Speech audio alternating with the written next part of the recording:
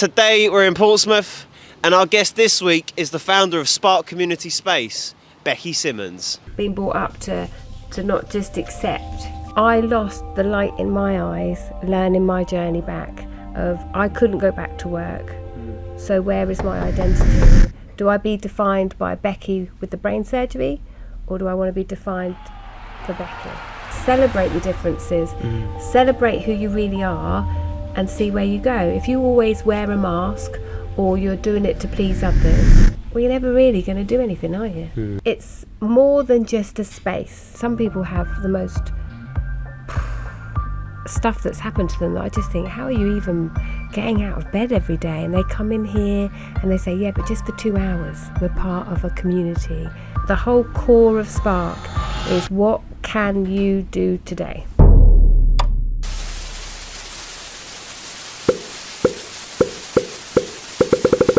So, Becki. Yes. Good morning. Good morning. How exciting. I know, it is exciting. You get to wake up with me today. I know, I'm excited for this one.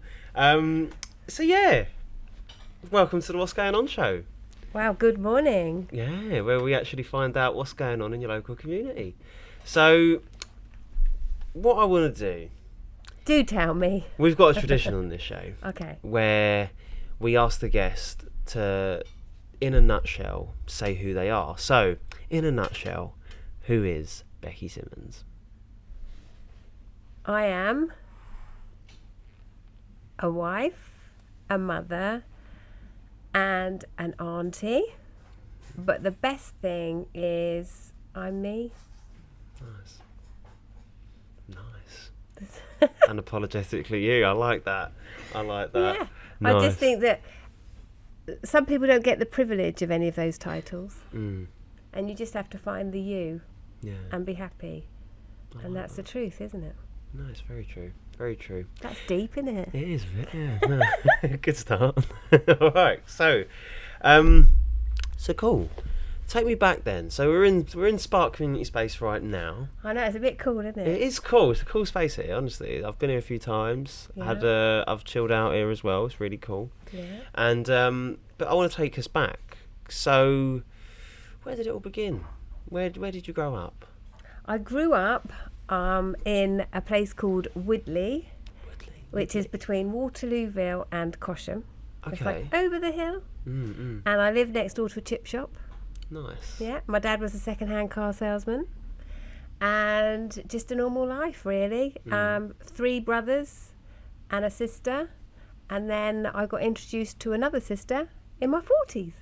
Oh, really? Yeah, I had a sister that I never knew that I had, and it was, so there's actually 6 children. That must have been interesting. Yeah. It was. Wow. So cool. Whitley? Whitley, Whitley. yes. I was at Purbrook Park. I went to Purbrook Park School. Yeah, how was that? Wow, I was not one of the kids that... See, this is why the slogan of the charity is, why fit in, you're born to stand out. Okay. And I think if I knew that when I was going to school, then I would have celebrated my differences. You know, because I was not a cool kid. My mum sent me to school. Now, all of those who are my age group will laugh at this. My mum made me wear Clark's shoes Classic. to school. Yeah. And when you're my age, Clark's shoes were not the trendy, light-flashing shoes that they are today. They were the old-fashioned lace-ups that lasted a lifetime. Okay. Yeah, I was not a cool kid at school. No, this was just, you know, and I did ballet till I was about 14. Okay. Yeah, so believe it or not, I was a ballerina. Nice. And I loved that. But the why fit in when you're born to stand out was because at school I was always told, Becki, can you stop talking? Outside the classroom, Sharp, because I was Rebecca Sharp, that was my maiden name. Outside the classroom, and then that's where I would meet Richard Peckham, who was who's the owner of Sherlock's Bar in Southsea. Okay. And so we would meet in the corridor because he would be kicked out of his class, I'd be kicked out of mine because we were both talking too much. And so the story of Spark really started way back when I was at school, when I just never fitted in, but I didn't know, I was never confident enough to be who I was. And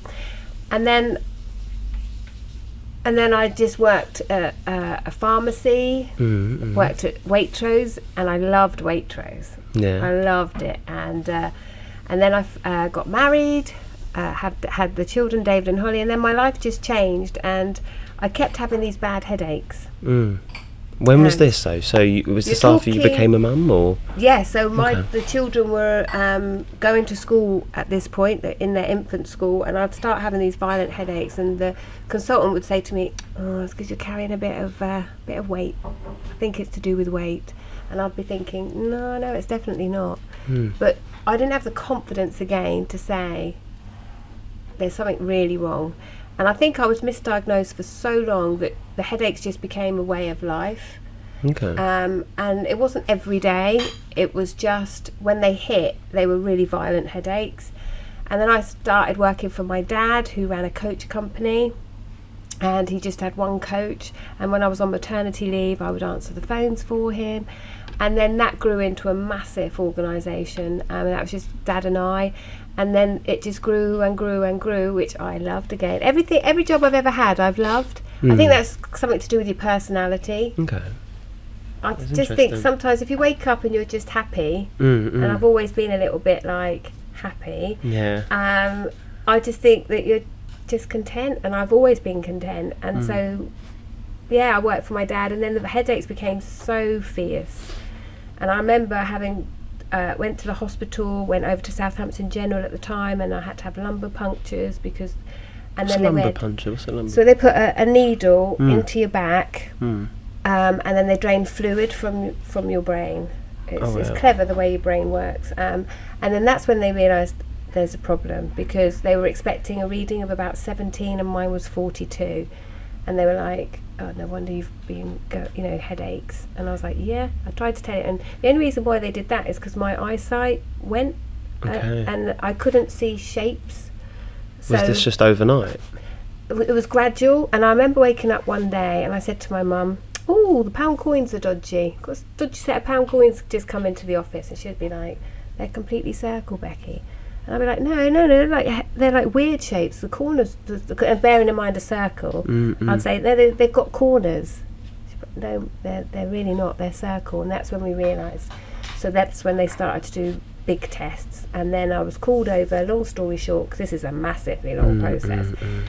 On the Thursday, I went over, and there was 3 consultants sat in the room, and they were having an argument over what they thought was wrong with me. And my husband, I remember him turning around and saying, "Can you just not argue? And could you just come up with the solution and then talk to us?" Because he could see I was quite agitated. And then they just simply turned around and said, "You're going to be blind in the summer unless we urgently operate." And that's when you realise, oh my gosh, there's a problem. And literally Saturday morning I was first on the list, and then that's when I woke up, and I've got a shunt. It lives in my head there, and it goes down. You can see the little line goes down into my tummy, and I just woke up different. And that's the story of Spark, really. Is after the surgery I woke up different. I couldn't go back to work the way I was, and so that's the journey of Spark. When you realise you've gone from working full time to no income, and how does that look? And for some people it could be a diagnosis that changes their life. For me, it was the fact that I couldn't go back to work, and obviously I have differences even now. And so it's just the journey. So Spark is about who it needs to be for you today. It's not about what I want it to be. It's about whoever comes through the door. And Spark isn't for everyone. Some people, this isn't for them. But for most people, they will find a way to spark back into life, and that's our strapline. Is because I lost the light in my eyes learning my journey back of I couldn't go back to work. So where is my identity? Do I be defined by Becki with the brain surgery, or do I want to be defined for Becki? Yeah. Wow. And that's me. I want to be defined by Becki first. If I tell you my diagnosis, that's my choice. But today I want to be known as Becki, and that's about Spark. You come in, and it's whatever it needs to be for you today. I don't need to know your history.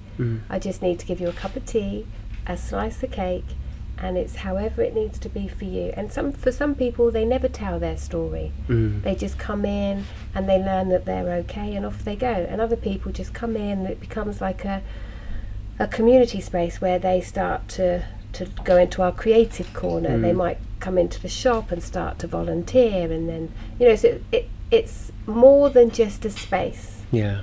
It's about what can you do today. And that's how the journey of Spark started, is the consultant said to me, but what can you do today, Becki? Well, there's lots of things you're never going to be able to do again, but what can you do? And I think that that's the ethos, the whole core of Spark is what can you do today? Nice. Strong. And simple. Yeah, strong and simple. Okay. So when you was working full time and all of a sudden your life changed, how did that actually feel for you in that moment when you realised, I can't go back to full time work? I remember the consultant, because I had a very kind consultant, and he just said to me, and it's something that I value, he said to me, grieve the Becki that you were, because I'm never going to be that person again. But celebrate each day, what can you do? And to me, that's the power of words. The words are so powerful, because you can always live in the, oh, but I can't, and that will always be your conversation. Whereas if you walk with somebody that says, yes, but what can you do?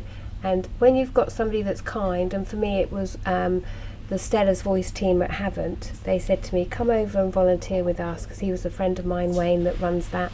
And it was him seeing me, not my disability, that helped me see the new me.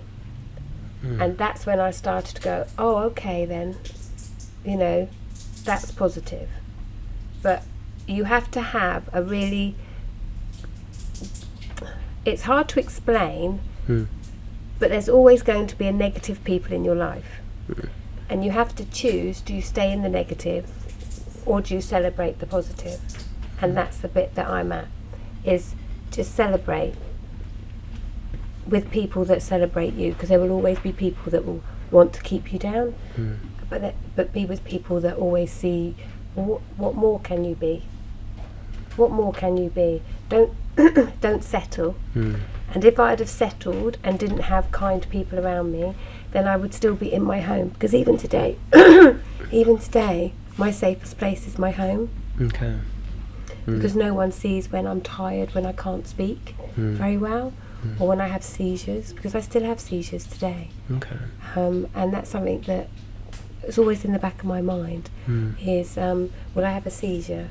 Will I not be able to talk? So that's why I always ask, like when we're doing this today, well, where will it be filmed at? Where will it be done? Because to me that's more important than actually the conversation, because if I feel safe and I haven't had to have the energy to get somewhere new, then I know that my body's going to be the most rested it will be.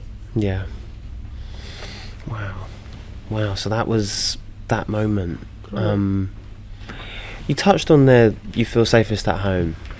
So how important is your family to you, and how supportive have they been through this process?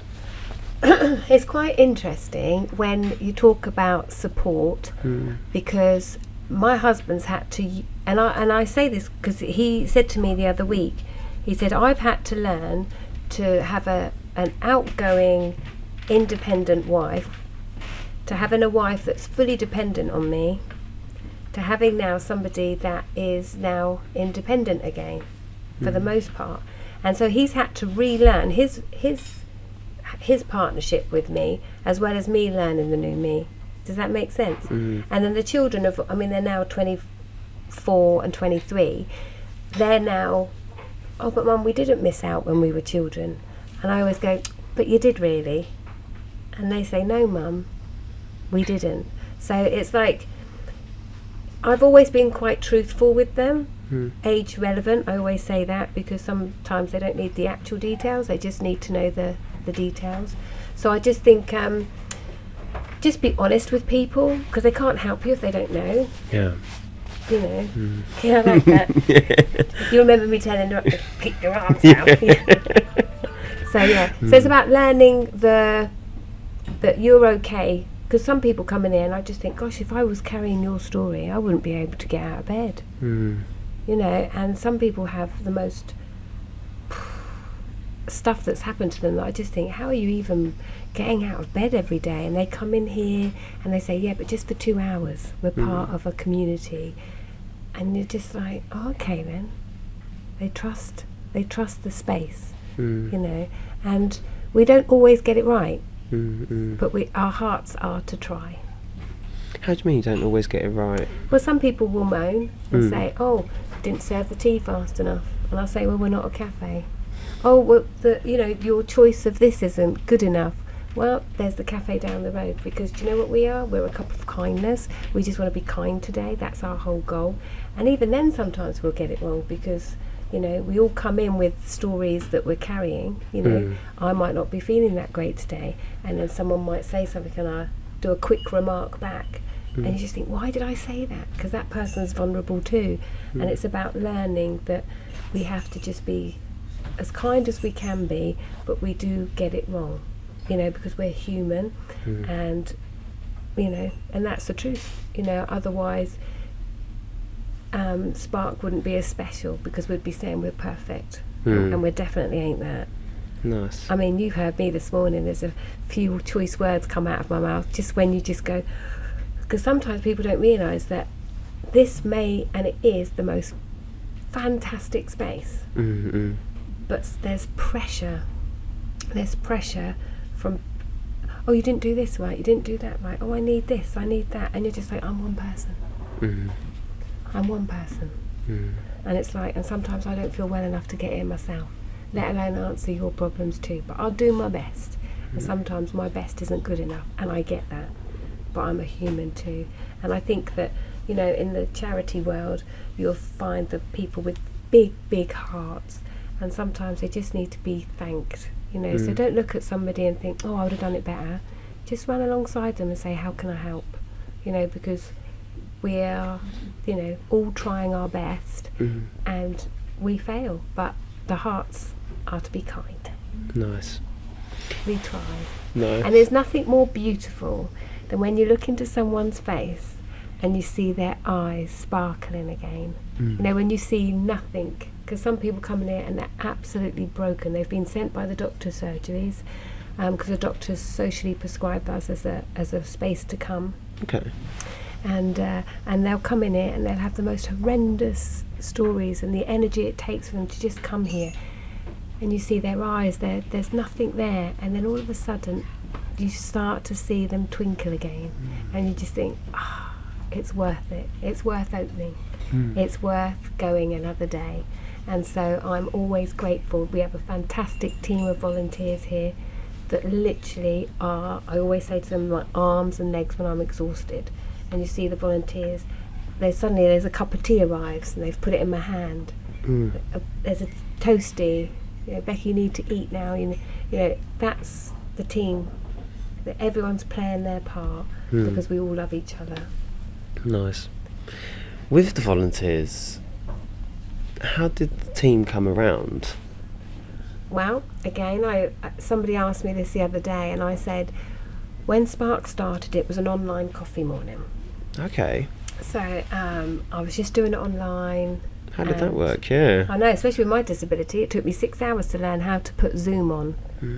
And then I would schedule it, and then I remember the first time I did that Zoom conversation, I was like, oh my gosh, have I pressed all the scheduling right? And then the sweat, my hair was sweating, you know, when you're that stressed and panicked, and I was like, oh. And then all of a sudden everyone started coming into the Zoom room, and then I would get people like to do different conversations. So in 1 week it might be flower arranging, 1 week it might be baking, and somebody would come with their joy. It's always about the other person. What joy can you give? Someone about exercise. And then Richard Peckham, that runs Sherlock's Bar, was like, come on, you need to see what Spark's like in the community. And I'm like, no. And my husband and Richard were like, you need to try it. And I'm like, no, I'm quite happy online, no one sees me, I stay safe. And Richard was the one that said 4 times, he asked me, and then in the end I went, okay. So then I started at Sherlock's Bar. They gave it to me completely rent free, and to see how Spark sounded in the city, because they were always closed during the day. So they're a bar that only opened up Thursday, Friday, Saturday, Sunday. So Spark had it on a Monday, Tuesday and Wednesday. And then I used to bake the cakes on a Monday. And then, so the first time I opened, I'd networked on all the business networking sites. So I always had support because I knew that this would take more than me. And then I remember opening and I thought, I don't have any volunteers. And I thought, I'm going to do it anyway. And we opened, and all the business people that had supported me online turned up, and someone said, do you want me to volunteer? Yep, chuck them an apron. And that's how it started. And then Finn, who is the most beautiful human being, he came in and he volunteered, and he was our first volunteer. And then Aileen, one of my friends, and then David, who's here now, and they just started to build this little team. And now we've got over 40 volunteers all working together, and we've got 30 businesses that donate their time to support us, because there's so much I can't do still. And they just, it's like just like this whole community of like all different levels of where people are supporting Spark, and that's where I love it, is the fact that it's not about me anymore. It's not my story got us launched. It's now the stories of all the other people that come in, and that's the beauty of Spark. And the team just keep growing. And some have left. Some found the transition from Sherlock Spa to here too much, because obviously we've gone from a very contained space to now what is a big space. And for some people, they were comfortable at Sherlock Spa, so it was a real hard thing, but we love them still, and they're still part of our community. But they're not with us as in presently here, but they're still invited to all the volunteer things that we do, and they're still part of the family. And it's like, it's just beautiful. And we've now got another volunteer buddy, which are for people that are maybe a tiny bit vulnerable like I was, where I wouldn't have just been able to straight volunteer. I had a lot of care and attention, and that's just building people up slowly. And that's a really cool project, that is. I love that, because it's seeing people like me given a chance. I love that. That's what it's all about for you. Because I remember going for an interview, and this was for one of the big guys in Portsmouth, and they said in the interview, oh, but you're too basic. And that really stuck with me, those words. And I thought, I'll show you. When was this? This was 2 years before Spark started. Why did you go for an interview there?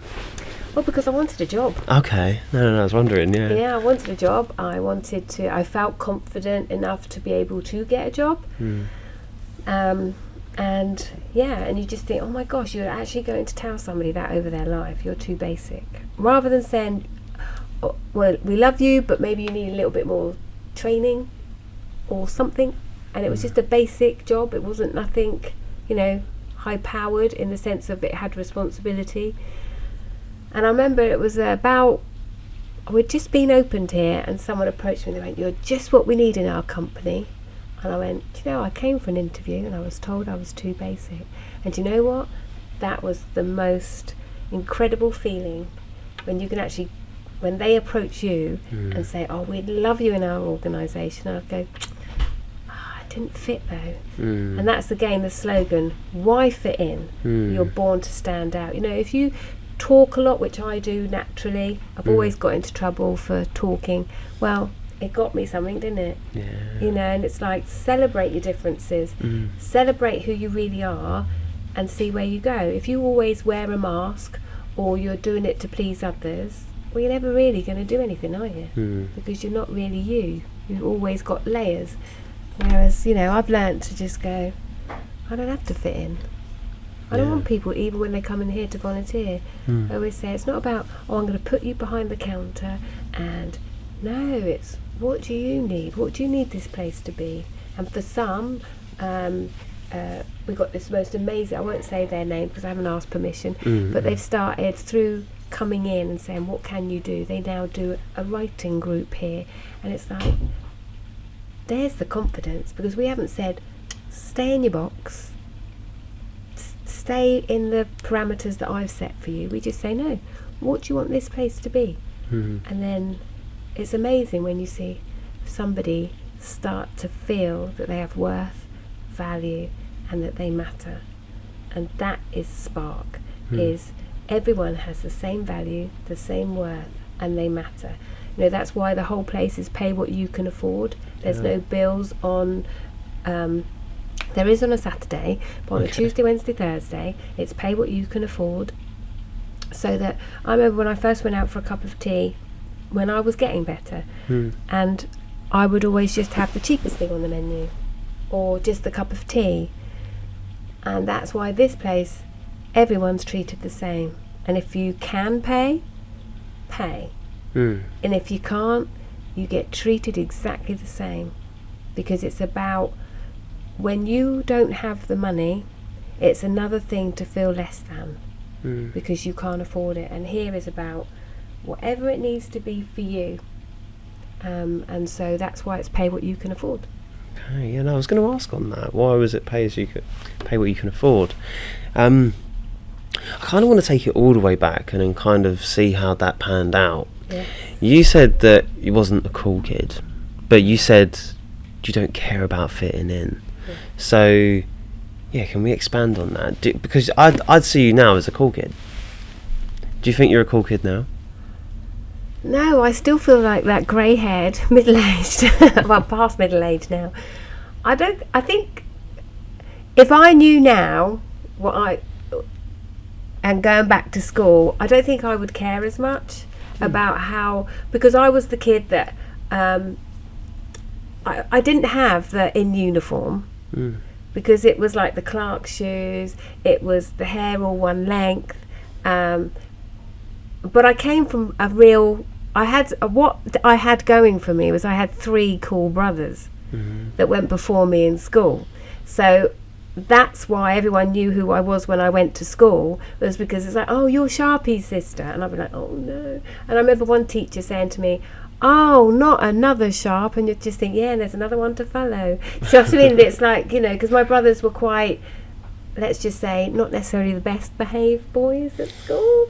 So all the teachers knew who they were. And I just think it's coming from a big family that you can get overlooked, you can get punched a little bit, because back then your brothers would just rough and tumble you and things like that. But I don't know, I was not cool at school. I played Barbie till I was 13. People just didn't do that, do you know what I mean? It was like I was just so happy in my own little world of... I get that. I was not cool kid. I get that. And I'll say, with regards to, because you've created a community space where people can come, make friends, talk to one another, would you say growing up or throughout your life you've always had a close group of friends, or has it just been you and your family? I've always, and even to this day, I will count my friends that I will tell everything to on one hand. I have a lot of people that I know, and I will tell them then another information. But I learn as I got a lot of heartache, because I've gone through quite a lot of stuff, to keep my world small. In the sense of how many people I really let in and know the real me, because it's exhausting. It's exhausting to keep saying, oh, I'm not feeling well, or I just so I keep that part of me quite separate. But I have so many friends that just, it's like we just did a hen do at the weekend for one of the most beautiful souls in the world. And it was just so lovely because the whole group is kind, and that's I just want to be around kindness. So do I have a friend that I would class super close? I have about 5, and then I would say, and then I've got a great circle of just people that really get me. It's just different levels when you get older, I think. When you've got a husband, children and stuff like that, they obviously take priority, and then the circle becomes like, oh, your daughter's friends are all coming round tonight, and it's like entertaining them. I've lost a lot of friends along the way, and so that's, for me, is why I only want to be surrounded by people with integrity. And with the charity now, the way it is, it's amazing how many people want to know you. Mm. And I say, but you weren't there at the beginning when I needed you. Yeah. And so that's a different conversation. Yeah. And I love it when I've got the same people from the start of the charity. The real foundations of the charity have stayed the same. And I love that. And I always ask them to keep me accountable. I don't want a team of yes people. I want a team of people that will keep me with integrity, because it's very easy to get swallowed up in the noise of the charity, I call it, the things that aren't actually important. And I want to stay in what's important. So yeah, friends, I don't know, I've got loads, but they've changed. So you said the noise of the charity. Yes. So I'm guessing when it started out as an online... Oh, it was easy. It was like turn up on a Tuesday, or actually I think it was a Monday morning. It'd be like sit, have a chat, and then prepare for the week. Yeah. And even when I was at Sherlock's Bar, it was cook on a Monday, do Tuesday and Wednesday, and then not really think about it until it started up again on the Monday, and I'd go shopping and all that. Now it's a massive thing. But the good thing is now is I have a great team. Yeah. Great team. And that's what's important. You know, it's a great team now. But the noise of the charity is all the stuff like, I mean, social media can be a blessing and a curse. I mean, you know that. Get that. And you just see me try and do a TikTok. I mean, that was entertaining. It was good. It was good. It's entertaining. And you also saw how quick it was for me to do that TikTok. Because I was just like, well, at least it's a post. And it's quite funny because the other day someone said to me, oh, cool, you're all over social media. And I'd be like, well, that's just me. That's just me thinking, oh wow, you know. And now I've got one of our team members, she does all of that. So even my daughter went, Instagram's looking a lot better, Mum. Could tell you're not doing it as much. And I'd be like, thanks, Holly, appreciate that. And she'd go, but I love the honesty of like, gosh, Mum, that's a really bad post. And I'd be like, well, it's the best I can do. And I just think, let's start seeing each other's beauty by, you know, whatever you can do. It doesn't have to be perfect. Just try. I get it. Just try. And somebody said to me, so what's the secret of this? And I say it's all about team. About the team. All about the team. This would never have got here without an amazing group of people that have just supported me. And some have come in and out of my life. Some have come in and stayed. And some have just come in at the last minute. And, you know, so it's quite interesting. Yeah. I get that. And I want to touch there as well. So you said about the charity world and new people come into your life. And I get it. Like, all people come from different reasons. What do you do when someone comes for bad reasons? Can I say bad reasons? Well, funny you say that. I mean, I don't know if I should say this live, but somebody actually came in here, and I knew they came in here for a post. And they wanted a post with me in it. And I knew that because you can just tell. And I was like, how quick can I run around this building? And I just did. And there's no picture of me on their posts. And that's the difference, is I only want to be associated with people that are here for the right reasons. You know, because this isn't about being a celebrity. This isn't about being even known in the city. This is about seeing the unseen. And so when somebody comes in here, and I was actually, this is an interesting one. So I was with Claire from Pumping the Community, who I absolutely adore, and I was actually up at her John Jenkins Stadium, and I was just doing the raffle because I love just helping out. And she's my buddy. I went, I can do the raffle. I was doing the raffle with her. Someone came along and said, oh, can I have a post with you, Becki? And I went, no, this isn't about Spark today. This is about Pompey and the community. And they looked at me as if I had 4 heads.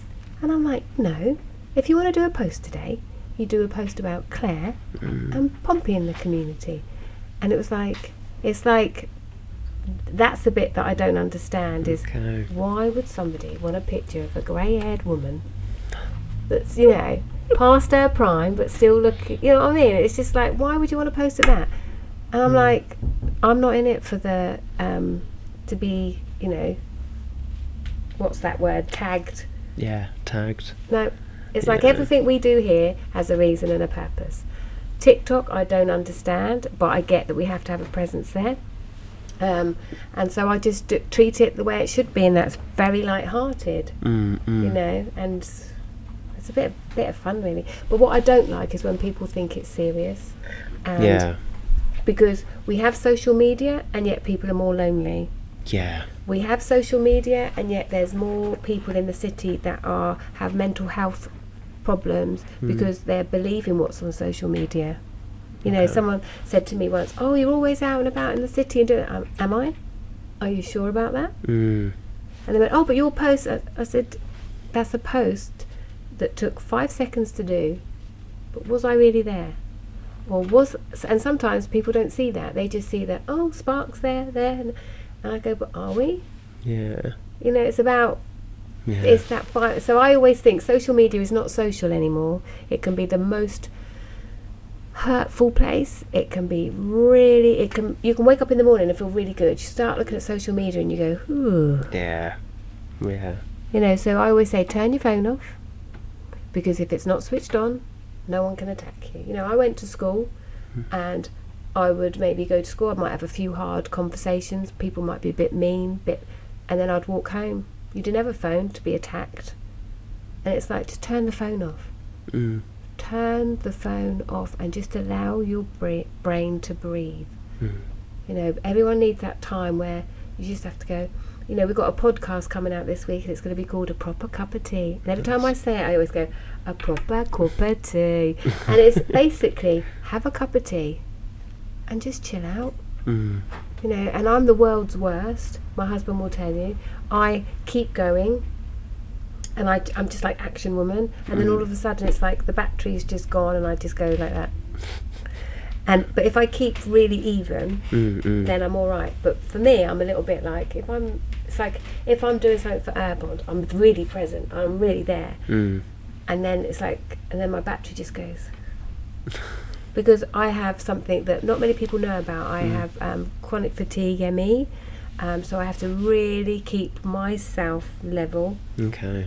So when I finish here, and this is top secret, can I share this? Okay. So not everyone in Spark would know this. I will literally, the team watch me, they're amazing, and then I'd go home and I have to sleep for an hour, or just lie on the bed, have nothing in my brain for an hour. My brain then just goes to sleep, recuperates, and then I'm like, because I can't keep going. I have to have these times in the day where I just have downtime. Then it like recharges and then I'm all right again. And that's the part that people don't see. But people that know me know, okay, I can't keep going all day. And if I keep going all day, it will take me a week to catch up. Okay. Because my body just gets so fatigued. So I've got a lot of I've got a lot of things that I live with every day now. I've got I have seizures. Yeah. I have times when I can't talk, and then I get very, very tired. Okay. But if that's the worst, it ain't a bad day, is it? I mean, if you don't mind me asking them, so how long have you been sort of dealing with this condition? So I was poorly before the surgery, but after surgery I actually was the healthiest I'd ever been. And this is the bit that's really odd. So I was really healthy from the November to the January. And I went to India with an organisation called Faith and Football. Our team won. We work at Oakland School as a business mentor because I love getting children inspired in business. And then I went off to India with the winning team. And then it was just magical. It was just the best. And then on the way back, I think it was about February time, something happened in the family. And it's not my immediate family, it was extended family. And it was so traumatic that my brain shut down. And it was like, because my brain was tired, had surgery, and then it started to get healthy again, and then it just literally shut down, and I started having seizures from that moment. And that's when my world really changed, is when the seizures started happening. And my conversation, like now, I'm keeping to really small words. If I start to say words that I haven't used for a while, my brain can see it, I know how it's spelt, but I can't speak it. And so that's what I'm left with. And so now the doctors explained it to me, of like, you've gone on holiday, your body's in Greece, but your luggage is in the airport still. And if they ever meet up, that's a bonus. But you might just be stuck with hand luggage. So there might be always bits missing. that won't come back. So it's learning that new me, and it was from the fact that I was my brain was too tired before the surgery, and I was really healthy, and then now it's like just trauma related as well. I've had a lot of therapy. I had to go up to London, to the hospitals up in London, to have therapy, and this is the best that I'm going to be. Wow. So I'm learning every day that I'm okay. And it's something that still now I get frustrated, and the team sometimes will see me get so frustrated because I just want to learn. Because sometimes I can look at the computer, I can open a file, and I can send it. And other days I go, I know I can get a file in this computer, but I can't remember where. And when you know what I used to be able to do for a job, you just think, are you kidding me?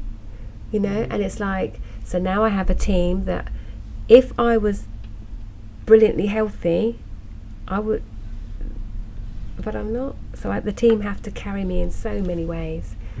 So many ways, and I just get frustrated. I just think, I should be able to do this. Grateful for the team. Big up the team. Big up the team. Yeah, and it's such a small team. But when they love something as much as I do, then they just go the extra mile. Okay. So we've got a strong team. Yeah. Thank goodness for them. And Spark, we've got the space. So a lot goes on in Spark. We'll get to that. It does. Let's list off what happens in Spark then. What goes on? What's on today? So today we have the guys in from the Prince's Trust. Okay. And they're going to come in, and they're actually going to run almost quite a lot of the session today. So we'll have something creative. We also have the crochet corner today. Nice. Some of the team from Prince's Trust may be doing a podcast. I think there's that going on today. We'll have a writing group going on today. We'll have people sitting in the community playing Scrabble. I think we might have some gaming going on. It's whatever it needs to be. Okay. And I'm really hands off, so I don't even know. That's what people are surprised about. Yeah. Is they say, oh, bit of a control freak, you know, you couldn't be more wrong. Really? I love it when I see other people just getting inspired and they go, I'd love to do that. I'd love to do that. Well, get on and do it then. Wow. Okay, so there's a lot going on. There is definitely a lot going on. Are you just trying to stay here? Yes. You're not trying to expand to another location? Nope. I have been asked to have these all around the place. I couldn't do it.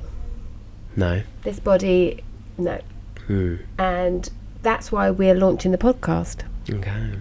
Because the podcast can go everywhere and anywhere, and people can sit and have a cup of tea and just listen to the community. Now, that doesn't mean that it won't be in other cities and other places, but it will be called something different. Yes. So we already have another name for that project. Okay. And we always say to people, if you are from Southampton, if you are from Guildford, if you are from London and you want a spark in your city, I'll give you the blueprint. You give me the team, I'll inspire them, you locate it, because that's what Spark's going to be. It's not going to be, this is the home of Spark. So then if there is to be more, and there may be, I can't say that there's not going to be, but it won't be run by me. I think, I don't know. Question that, isn't it? We'll see. We'll see. We'll see. 1 year from today, where is this place? Well, it'll still be in Portsmouth. Yeah. Yeah, no, it's a bit overwhelming even keeping up with this place, and I don't want it to be anything that it shouldn't be. Don't have to be forced. Yeah, It's a very, this grew. I mean, who would have thought? I mean, look how big this space is. Yeah, it's massive. It really is. That was what I had a question on. Did you? Did you always? Did you really? I imagine. Did you always give back to the community, or was it only after everything happened? Yes, I've always been a little bit unique. I did run a youth club. Okay. I know. Up at Weacock. Yay, go Weacock! And I loved it. And I loved everything about that. I mean, there was kids. I mean, they used to do so much naughtiness. You give me a kid that's naughty, I just think brilliant. There's something about them. They're doing something. It might not, and then you can change that. You can't change a kid that doesn't have any, a personality going in the wrong way. You can change, I always think, because you just give them a little bit of hope, a little bit of kindness, and And it's quite funny because quite a lot of that youth club, one of them works for my husband, who's now my husband's boss, which is great because that's what he wanted.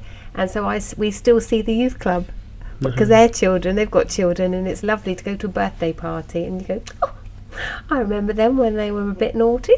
We were a youth worker, and my sister is amazing. She runs Waterlooville Food Bank. Okay. So we've always been a family that's a little bit, we've been brought up to be different. Being brought up to not just accept, but what can we change? What can we do? Nice. Are your family involved in this? Not family, but brothers and sisters involved in this, or is it just... No. No, fair enough. No. Fair enough. I know. Yeah, sure. Okay, well, I guess we'll wrap up with... Should we do a little sing-song? Bit of a dance, Alec. What do you think? Do you do a bit of sing-song, bit of a dance? What do you think? Get out the DJ decks. Imagine. Could you imagine that? Me and you singing together. We could be... Oh, gosh. What could we do? Well, that'd be interesting. Oh, what's your song on karaoke then? Oh, no. Is she not a singer? No. Gosh. No. Gosh, that'd be awful, wouldn't it? I remember we went on holiday with my whole entire family. There were 17 of us. And... the entertainment bit, and they say people get up there. My husband and I, don't ask me why, we were the entertainment, and we had to do ballet dancing. Well, I was a ballerina, you brought it so back. I was able to do some ballet moves, but that was quite interesting. Yeah, no, definitely not born for that sort of thing, no. No. If I did singing, I would be shot down quite quick. Oh, wow, fair enough. Each to their own, as I say, each to their own. Okay, so thank you for letting me know the story then. I know. So I don't let anybody know. Oh, thank you. I'm a bit of a secret squirrel now. I know. No, I feel privileged to let us in and find out. So, big question then. Big question. Where can we find you? We're inside the Pompey Centre. Nice. And everyone goes to Pompey Centre. It's massive. Yes, there's B&Q, there's KFC. We're right next to the Ibis Hotel. Nice. And we're underneath all the flats. So yeah, we're quite visible, but yet not visible. I mean, I always see it when I drive by. Always. I know. That's because you know we're here. Yeah. Even if I didn't, they're on the corner. Honestly, we're on the corner. We're right by Fratton Park. Nice. Right by the football club. Nice. I mean, how do you take? You said you take referrals from the. People just turn up. People just turn up. People just turn up. Is everyone welcome? Or? Everybody's welcome. We just say, just come. And just come without expectations. Just think, well, I'm going to get a cup of tea. And then see what's inside. Trust us to serve you a cup of tea. We've got a great team. They're all setting up now. You can hear them in the background. It's nice. Oh, it's lovely. I love them all. Yeah, nice. I do. Well, thank you, Becki. And I'm looking forward to see what happens with Spark. I know. Part 2 will be opened by you and me doing a karaoke. Amazing. With Drama and Ruby doing a little bit of a tango.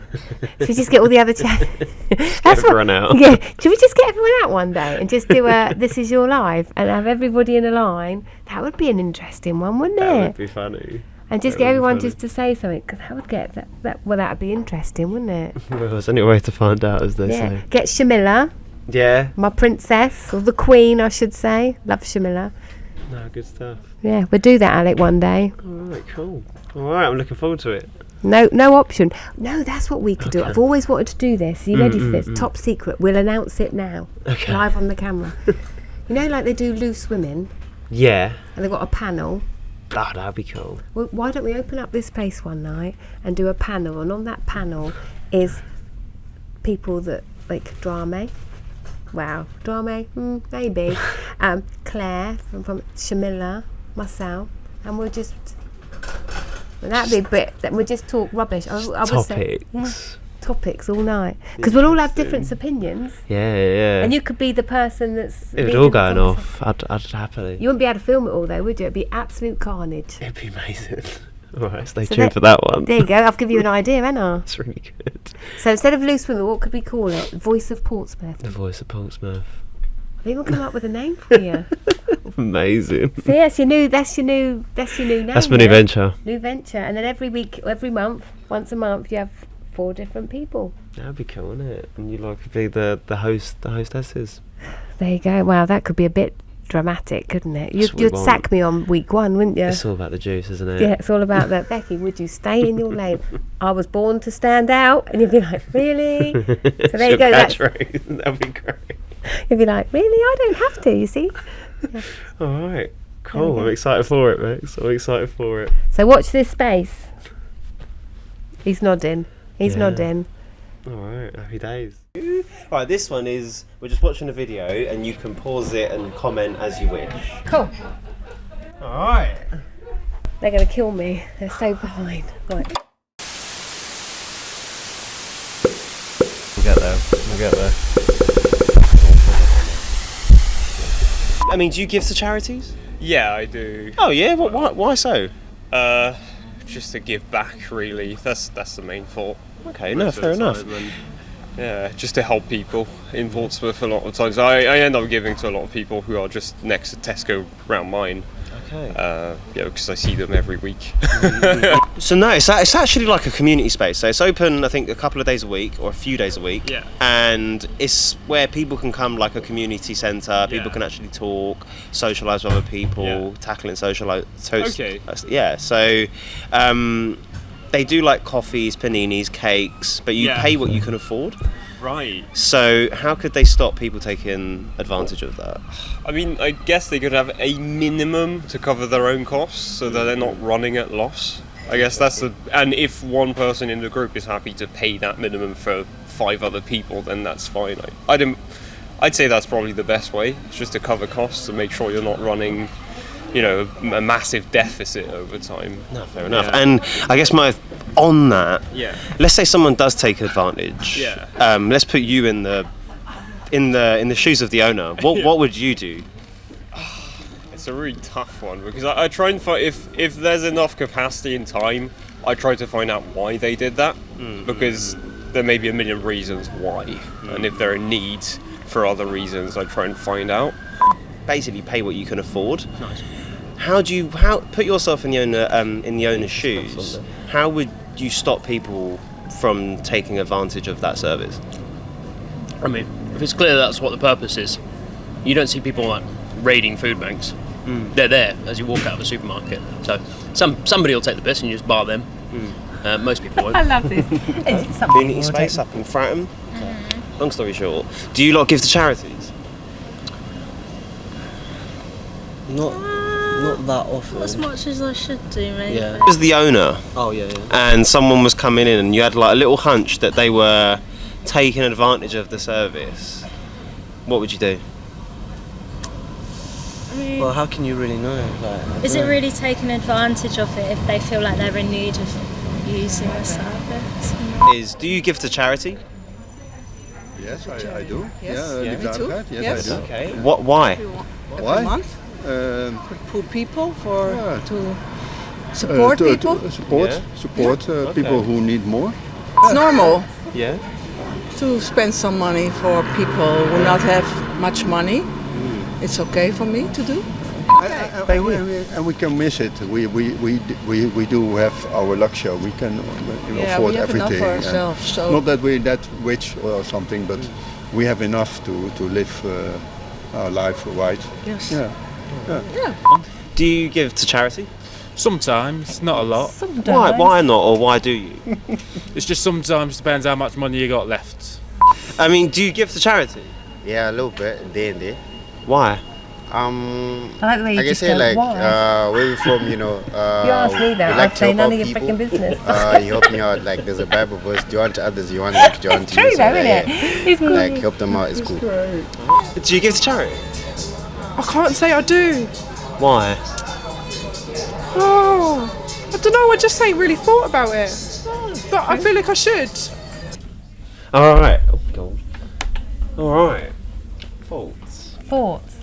I love it. Yeah. And I love the fact that it's very triggering for people or intriguing that pay what you can afford ethos. Because I get it. We would have that sometimes when we have our ambassadors that all come in and help one week and they said, oh, I found that really bad that they didn't pay. And I went, why? I said, we don't know their circumstance. And I think that's the whole beauty of, if you're going to do a pay what you can afford space, it has to be genuine. And this really is genuine. And some of the volunteers may even get to the point of where they go, you know, they've had 2 toasted, they've had 2, you know, and it'd be like, and we serve anyway. And they look at me and I go, no, we serve anyway. Just because somebody looks like, or you feel that they may have money, doesn't mean they do. And this, otherwise, we, you know, volunteer at the cafe, because this is about a cup of kindness. And if someone wants to misuse it, that's on them. But for us, we will serve anyway.